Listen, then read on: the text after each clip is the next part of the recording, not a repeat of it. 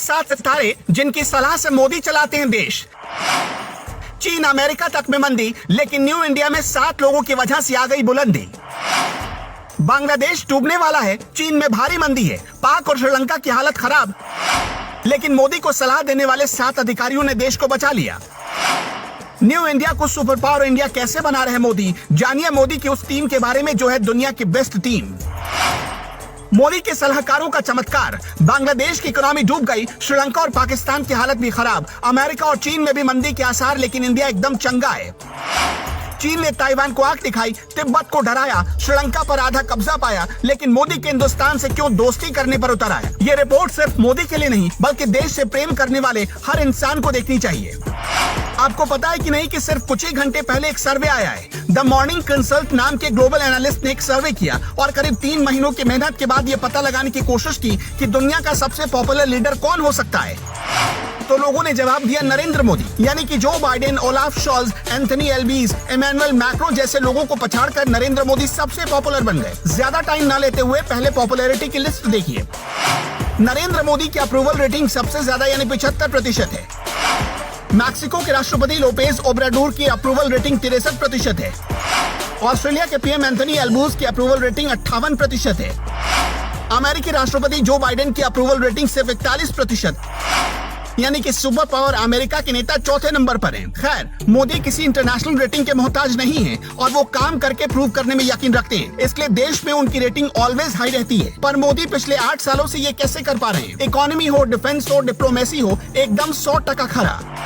ये सिर्फ संयोग नहीं हो सकता, ऐसा सिर्फ इसलिए हो पाता है क्योंकि मोदी ने अपने पास हिंदुस्तान के बेस्ट अधिकारियों की टीम रखी। 7 ऐसे सबसे खास लोगों से आज मिलवाएंगे जिनकी सलाह से पीएम मोदी देश चला रहे हैं। हर दिन पीएम मोदी की आंखों के सामने सैकड़ों फाइलें गुजरती हैं और अगर जोड़ा जाए तो उनमें हजारों लाइनें लिखी रहती हैं। एक एक लाइन को पढ़ना, फिर उस फाइल पर साइन करना, ये कभी मोदी के लिए अकेले आसान नहीं हो सकता था अगर मोदी के पास ऐसे अधिकारियों की टीम ना होती।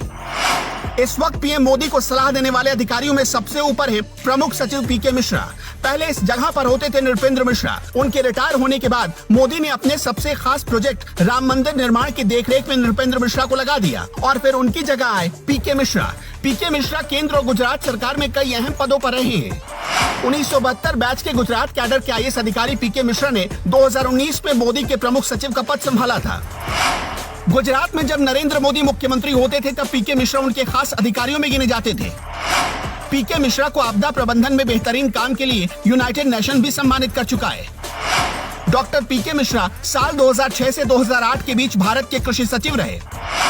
पीके मिश्रा के काम करने का स्टाइल सबसे अलग था, इसलिए मोदी उनके मुरीद थे। जब पीके मिश्रा मोदी के मुख्यमंत्री रहते हुए रिटायर हो गए थे तो उन्हें गुजरात इलेक्ट्रिसिटी रेगुलेटरी बोर्ड का चेयरमैन बना दिया गया था। 2013 में डॉक्टर पीके मिश्रा का कार्यकाल खत्म हुआ और गुजरात से नरेंद्र मोदी दिल्ली आ गए। जैसे ही नरेंद्र मोदी प्रधानमंत्री बने, पीके मिश्रा को दिल्ली बुलाया गया और मोदी की टीम में शामिल किया गया। पीके मिश्रा को इंफ्रास्ट्रक्चर डेवलपमेंट, कृषि, एनर्जी, डिजास्टर मैनेजमेंट जैसे मामलों में एक्सपर्टीज हासिल है। आज हमारा देश पुष्पराज यानी पुष्पा बन चुका है, यानी अमेरिका और चीन जैसे देशों की अकड़ के आगे भी हमें कोई टेंशन नहीं होती। कूटनीति और सामरिक मोर्चे पर भारत अगर विश्व शक्ति बनता जा रहा है तो इसके पीछे है मोदी के सुरक्षा सलाहकार अजित डोवाल। डोवाल रियल लाइफ में भी जासूस की भूमिका निभा चुके हैं। पाकिस्तान अगर अपने पाजामे में है तो उसके पीछे मोदी का नेतृत्व और अजित डोवाल का ही रोल है। ये याद रखिए कि डोवाल की रणनीति का ही नतीजा है कि अमेरिका और रूस दोनों महाशक्तियां भारत में आती हैं और प्रधानमंत्री मोदी से बात करती हैं। मोदी के बाकी 2 अधिकारियों से आपकी मुलाकात करवाएं, उससे पहले बस 2 आंकड़े आप देखिए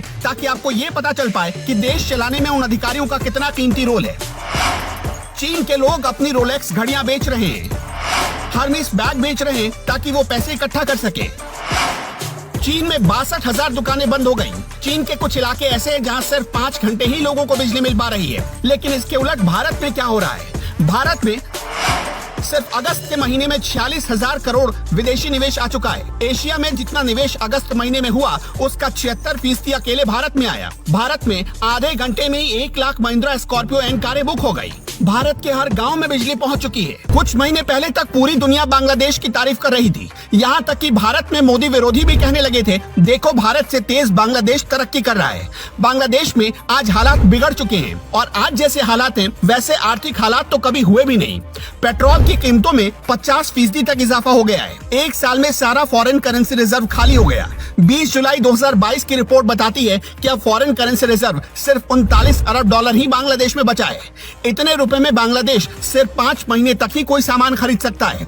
लेकिन भारत के पास आज भी दुनिया का चौथा सबसे बड़ा फॉरेन करेंसी रिजर्व है। लेकिन भारत दुनिया में आर्थिक महाशक्ति बन चुका है, तो इसके पीछे कौन है? इसके पीछे हैं 3 चेहरे। मोदी के आर्थिक सलाहकारों की टीम, जिसमें टॉप पर है विवेक देबरॉय, दूसरे नंबर पर है संजीव सान्याल और तीसरे नंबर पर है शेरपा अमिताभ कांत। इसी साल फरवरी में संजीव सान्याल को प्रधानमंत्री के आर्थिक सलाहकारों की टीम में शामिल किया गया। संजीव सान्याल प्रसिद्ध अर्थशास्त्री और इतिहासकार रह चुके हैं।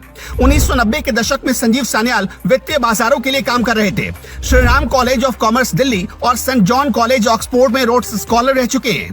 कोलकाता के रहने वाले संजीव सान्याल को 2010 में उन्हें वर्ल्ड इकोनॉमिक फोरम की तरफ से यंग ग्लोबल लीडर के सम्मान से सम्मानित किया गया। जब दुनिया के बड़े बड़े इकोनॉमिस्ट भारत की जीडीपी रसातल में जाने की भविष्यवाणी कर रहे थे, तभी सान्याल ने कहा था कि चिंता मत करिए, हमारा देश 9% से ज्यादा जीडीपी जल्द हासिल करेगा। और फिर भारत आज उसी रास्ते पर आगे बढ़ रहा है। मोदी के आर्थिक सलाहकारों की टीम को चलाते हैं विवेक देबरॉय। विवेक देबरॉय ने कोलकाता से रामकृष्ण मिशन स्कूल में पढ़ाई की और बाद में ट्रिनिटी कॉलेज कैम्ब्रिज से इकोनॉमिक शिक्षा हासिल की। फिर कई न्यूज़पेपर्स में एक्सपर्ट के तौर पर काम करते रहे। इसके अलावा मोदी की टीम के 2 और खास चेहरे हैं, अमित खरे और तरुण कपूर। लालू के चारा घोटाले को एक्सपोज करने वाले दमदार और धाकड़ अधिकारी हैं अमित खरे। झारखंड के चाईबासा जिले के डीएम रहते हुए अमित खरे ने ही पशुओं के चारे में हो रही घोटाले को पकड़ा था। उनकी पत्नी झारखंड में चीफ सेक्रेटरी रह चुकी हैं। अमित खरे 1985 बैच के झारखंड कैडर के आईएएस अधिकारी हैं। अमित खरे एचआरडी मिनिस्ट्री और सूचना प्रसारण मंत्रालयों में सचिव रह चुके हैं। झारखंड के चाईबासा में 1990 के दशक में वो जिलाधिकारी थे जब चारा घोटाले का पर्दाफाश हुआ। बतौर जिलाधिकारी उनकी ही लिखाई एफआईआर पर चारा घोटाले की जांच शुरू हुई, जिसमें बिहार के पूर्व मुख्यमंत्री लालू प्रसाद यादव और जगन्नाथ मिश्रा सहित कई नेता दोषी पाए गए। मोदी अमित खरे के काम से इतना प्रभावित थे कि 30 सितंबर को वो रिटायर हुए और सिर्फ 12 दिनों के बाद ही प्रधानमंत्री नरेंद्र मोदी के सलाहकारों की टीम में उन्हें शामिल कर लिया गया। इसी साल बीते जून के महीने में मोदी की टीम में एक नए रिटायर्ड अधिकारी की एंट्री हुई, जिनका नाम है तरुण कपूर।